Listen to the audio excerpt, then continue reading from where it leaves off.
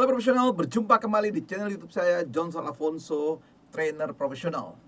Dalam serial video training tentang coaching and counseling, saat ini saya akan sharing video mengapa Anda harus melakukan coaching sebagai seorang leader. Nah, ini penting sekali bagi peningkatan kompetensi sebagai seorang profesional atau seorang leader. Nah, tonton sampai selesai video ini.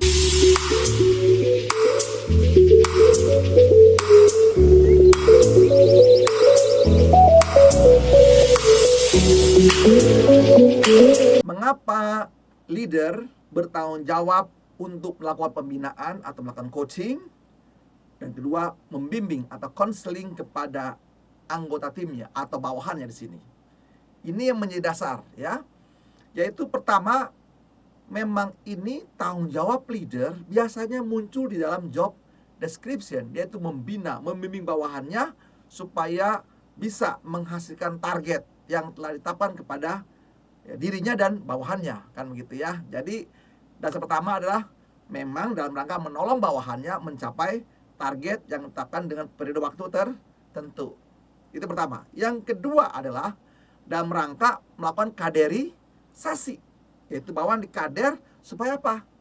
Dengan waktu tertentu dia bisa menggantikan atasannya, pimpinannya, sesuai dengan durasi waktu yang ada, begitu. Itu dua hal ya. Jadi tentu yang nanti yang dibina adalah apanya? Kompetensinya. Apa saja? Knowledge-nya, skill yang dibutuhkan sesuai dengan job desk bawahannya, knowledge, skill, dan attitude-nya, gitu teman-teman. Jadi dibina di situ. Nah, oleh karena itu menjadi tanggung jawab. Nah, menjadi tantangan adalah begini sahabat sekalian. Menjadi persoalan adalah para leader merasa tidak punya waktu membina bawahannya.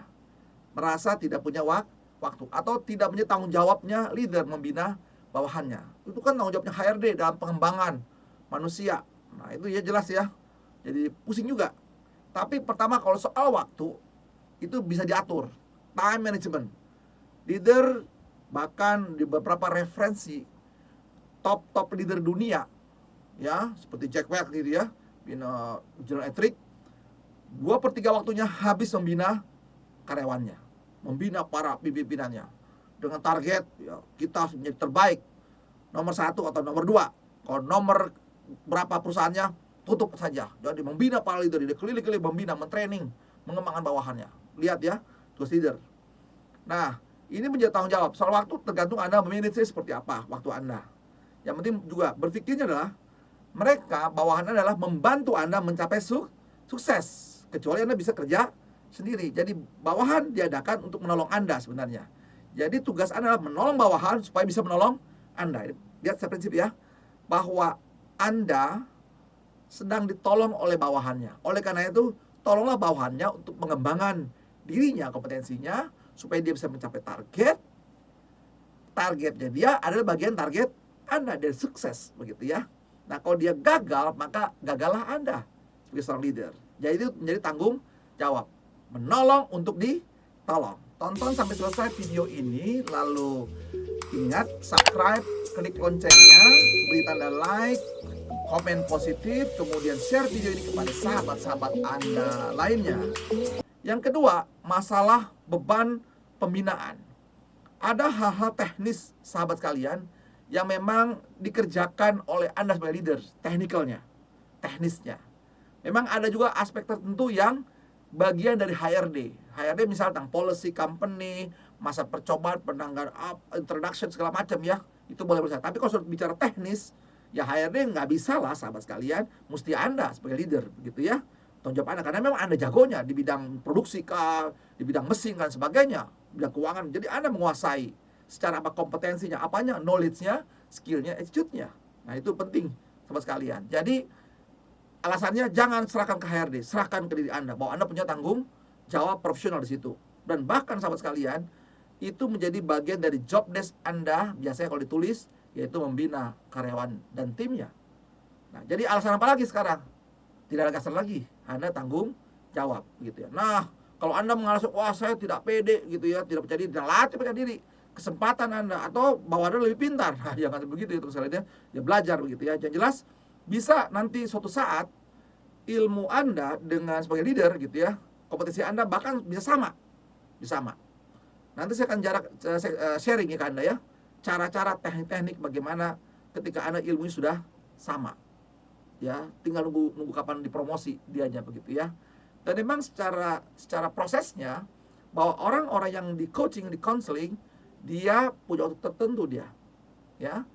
Yaitu tadi kan unsurnya mencapai target. Kedua, di dalam rangka apa tadi? Kaderisasinya. Jadi itu yang menjadi dasarnya, sahabat sekalian. Nah, coaching counseling juga sebenarnya ada banyak tugas-tugas di sini, sahabat sekalian ya. Tugas pertama coaching counseling ada beberapa tugas yang harus dilakukan. Yaitu fungsi dan perannya adalah sebagai apa? Pertama, dalam rangka sosialisasi dengan coaching dan counseling, sosialisasi strategi perusahaan. Jadi kesempatan Anda berkomunikasi. Jadi coaching counseling satu bagian itu dari bentuk komunikasi Anda dengan bawahan Anda. Nah, apa yang dikomunikasi pertama adalah membina tentang strategi perusahaan. Nah, yang kedua adalah apa tadi? Yaitu mencapai target perusahaan. Harus mencapai target. Karena setiap orang itu punya target pribadinya secara profesionalnya, ya, jabatannya. Nah, yang ketiga adalah problem solving. Karena waktu mencapai target, dia ada masalah kan? Nah, itu dia Anda harus membina di sini, problem solving. Ya, keempat di sini adalah continuous improvement, perbaikan terus menerus ya. Nah, jadi tadi dalam sosialisasi, kedua pencapaian target, ketiga yang namanya problem solving, keempat perbaikan terus menerus. Nah, yang kelima nih yaitu kaderisasi. Anda punya tanggung jawab kaderisasi. Bahkan beberapa perusahaan bahkan muncul di KPI-nya. Berapa leader yang Anda hasilkan setiap tahunnya. Nah, itu kelima. Yang keenam terakhir adalah dalam rangka evaluasi pelatihan-pelatihan yang telah diterima. Pelatihan yang telah diterima oleh si karyawan ketika dia ikut training di dalam secara in-house training atau secara public training. Jadi itu dimonitor selama 1 tahun bagaimana dia belajarnya. Nah, itu enak kan sampai sekalian. Jadi ada 6 fungsi dari coaching and counseling yang wajib Anda lakukan. Kalau tidak, bayang ya, 6 ya. Strategi tidak sampai kepada bawahan. Kedua, tidak mampu mencapai target. Ketiga, tidak ada problem solving. Keempat, tidak ada perbaikan terus menerus. Kelima, tidak ada kaderisasi. Keenam, tidak ada monitor pelatihan. Jadi, coaching counseling itu memiliki peran penting bagi profesional, bagi leader. Oleh karena itu, seharusnya program coaching counseling adalah wajib untuk para leader. Bahkan di beberapa perusahaan sudah menjadi KPI seorang leader, tugas coaching and counseling. Bahkan bentuknya sudah bentuknya SK, keputusan direktur. Semua leader wajib melakukan coaching counseling kepada bawahannya. Nah, itu keren ya. Semuanya dapat di situ. Jadi jelas coaching counseling bukan ala kadarnya berarti. Tidak pelengkap penyerta, tapi sudah menjadi bagian dari proses Anda memimpin. Nah, oleh karena itu sahabat sekalian, tugas Anda selain mencapai target adalah menolong bawahan Anda supaya Anda bisa ditolong untuk mencapai sukses Anda. Semoga video ini bermanfaat bagi sahabat sekalian dan salam sukses buat Anda selalu. Dan jangan lupa tonton video-video yang lainnya. Semoga Anda bisa meningkat kompetensi Anda. God bless you.